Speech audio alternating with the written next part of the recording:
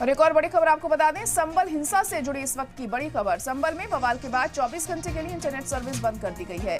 संबल के डीएम ने तहसील में 24 घंटे के लिए इंटरनेट बंद करने का निर्देश दिया है। इसके अलावा आज स्कूल भी बंद रहेंगे। डीएम राजेंद्र पेंसिया ने संबल सदर तहसील इलाके में क्लास 1 से 12 तक के सभी स्कूलों को बंद करने का हुक्म दिया है।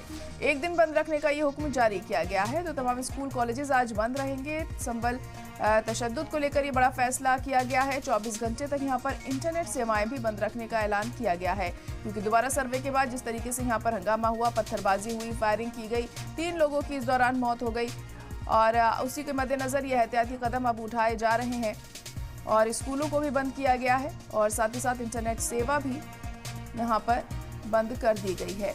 धारा 144 में यहाँ पे नाफिज की गई है, निगरानी रखी जा रही है, ड्रोन के जरिए निगरानी रखी जा रही है और जवानों की भी तैनाती की गई है। पुलिस के जवान मौजूद हैं चप्पे चप्पे पर, ताकि हालात और ज्यादा खराब ना हो।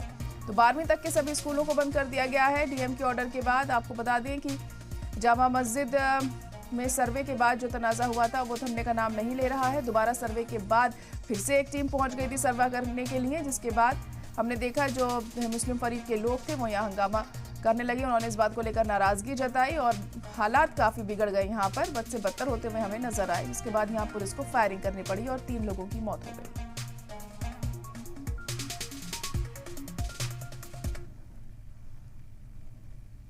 24 घंटे के लिए इंटरनेट बंद करने की हमने रिक्वेस्ट की थी, जिसे शासन द्वारा मान लिया गया। केवल संबल तहसील में 24 घंटे के लिए इंटरनेट बंद किया है। तो सर आदेश कर दिए गए सर नेट बंद करने के लिए? हाँ, केवल 24 घंटे के लिए संबल तहसील के लिए आदेश हुआ। ठीक।